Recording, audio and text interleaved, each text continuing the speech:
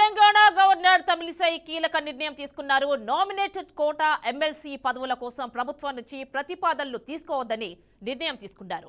హైకోర్టులో కేసు ఉన్న నేపథ్యంలో గవర్నర్ ఈ మేరకు ఈ నిర్ణయం తీసుకున్నారు.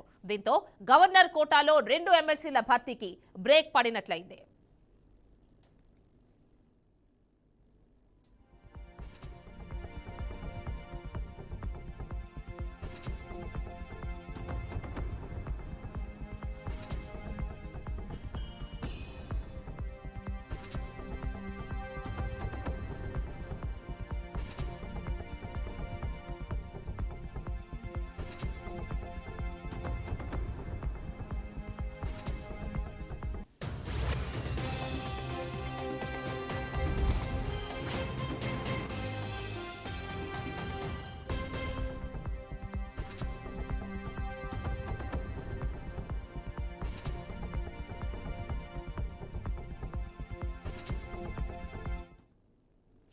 తెలంగాణ గవర్నర్ తమిళిసై కీలక నిర్ణయం తీసుకున్నారు. నామినేటెడ్ కోటా ఎమ్మెల్సీ పదవుల కోసం ప్రభుత్వం నుంచి ప్రతిపాదనలు తీసుకోవద్దని నిర్ణయం తీసుకున్నారు.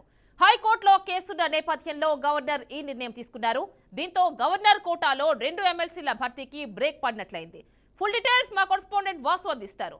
వాసు, చెప్పండి, గవర్నర్ కోటా 2 ఎమ్మెల్సీలకి కూడా ఎంపిక ఇప్పుడు ఉండనట్లుగానే తెలుస్తోంది. ఎందుకంటే హైకోర్టులో కేసున్న నేపథ్యంలో ఫుల్ డీటెయిల్స్ ఇవ్వండి, ఏం జరుగుతోంది?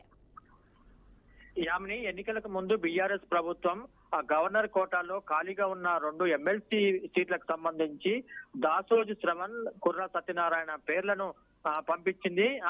ఈ 2 పేర్లను గవర్నర్ తమిళిసై వీళ్ళకి అనేక కారణాలు చూపుతూ ఆ ఫైల్ కు రిజెక్ట్ తెలిపింది గవర్నర్. దాంతో అక్కడ వాళ్ళ అభ్యర్థిత్వాల పట్ల గవర్నర్ రిజెక్ట్ చేసినట్లయింది. దాంతోనే ఆ 2 క్యాండిడేట్లు బీఆర్ఎస్ నుంచి ఏదైతే లిస్ట్ లో ఉన్నారో వాళ్ళు కోర్టుకు వెళ్లారు. హైకోర్టులో ప్రస్తుతం ఆ కేసుకు సంబంధించి విచారణ జరుగుతుంది. ఈ క్రమంలో ఇప్పుడు రాజ్భవన్ నుంచి ఒక ప్రకటన విడుదల చేశారు. ఏదైతే ప్రభుత్వం ఇప్పుడు ఎమ్మెల్యే కోటాలో ఎమ్మెల్సీ ఎన్నికలకు సంబంధించి అది ఆ ఎన్నిక జరుగుతుంది. తర్వాత గవర్నర్ కోటాలో భర్తీకి సంబంధించి 2 అభ్యర్థుల పేర్లను ప్రభుత్వం నుంచి పంపించే అవకాశం ఉందని వార్తలు వస్తున్న నేపథ్యంలో అట్లాంటి ప్రతిపాదనలు పంపవద్దు, ఎందుకంటే హైకోర్టులో దీనికి సంబంధించి కోర్టులో కేసు నడుస్తున్నందున ఇప్పుడు ఆ ప్రతిపాదనలు పంపితే అది సబ్ జ్యుడిస్ కింద వస్తుంది కాబట్టి తాము ఏ నిర్ణయం తీసుకోలేమని చెప్పి గవర్నర్ రాజ్భవన్ నుంచి ప్రకటన విడుదల చేశారు. దాని ప్రకారం ఇప్పుడు ఆ కోర్టులో ఏదైతే కేసు ఫైనలైజ్ అయ్యి కోర్టుకు సంబంధించి ఒక స్పష్టమైన తీర్పు వచ్చిన తర్వాత ప్రభుత్వం నుంచి వచ్చే ప్రతిపాదనలకు తాము అప్పుడు పరిశీలిస్తామని, ఇప్పటికిప్పుడైతే ప్రభుత్వం నుంచి తమకు ఎట్లాంటి ప్రతిపాదనలు పంపవద్దు, కోర్టులో ఉంది కాబట్టి తాము నిర్ణయం తీసుకోలేమని చెప్పి రాజ్భవన్ వర్గాలు ఒక ప్రెస్ నోటుని విడుదల చేశాయి. అంటే వాసు, కోర్టులో ఉన్న కేసు స్టేటస్ ఏంటి ప్రస్తుతానికి? అంటే వీరు ఏదైతే గవర్నర్ రిజెక్ట్ చేసిందో ఆ గవర్నర్ రిజెక్ట్ చేస్తున్నప్పుడు చెప్పిన కారణాల మీద ఆ 2 అభ్యర్థులు కోర్టులో కేసు వేశారు. ఆ కోర్టుకు సంబంధించి ఇప్పుడు విచారణ జరుగుతుంది. ఆ కారణాలు తమకు వర్తించవు, గతంలో కొన్ని నిర్ణయాలు కూడా రాజ్భవన్ నుంచి తీసుకున్నారు, తమకు రిజెక్ట్ చేయడంలో ఉన్న ఆంతర్యం ఏందని చెప్పి వాళ్ళకున్న అభిప్రాయాలతోని న్యాయవాది న్యాయస్థానంలో వాళ్ళు ఈ కేసుని వాళ్ళు వేయటం జరిగింది. దానికి సంబంధించి విచారణ ప్రస్తుతం జరుగుతుంది. అది ఎప్పుడు పూర్తి అవుతుంది అనేది కూడా క్లారిటీ లేదు.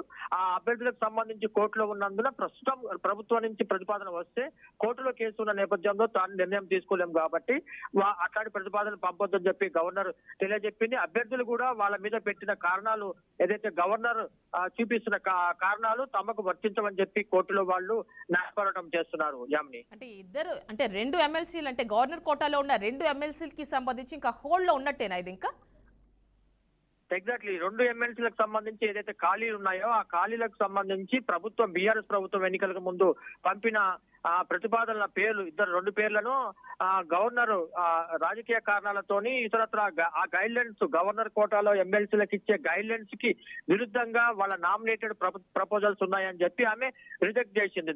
ఆ రిజెక్ట్ మీద వీళ్ళు కోర్టులో దాన్ని సవాల్ చేశారు. ఆ కారణాలు తమకు వర్తించమని చెప్పి వాళ్ళు చెప్పుకుంటున్నారు.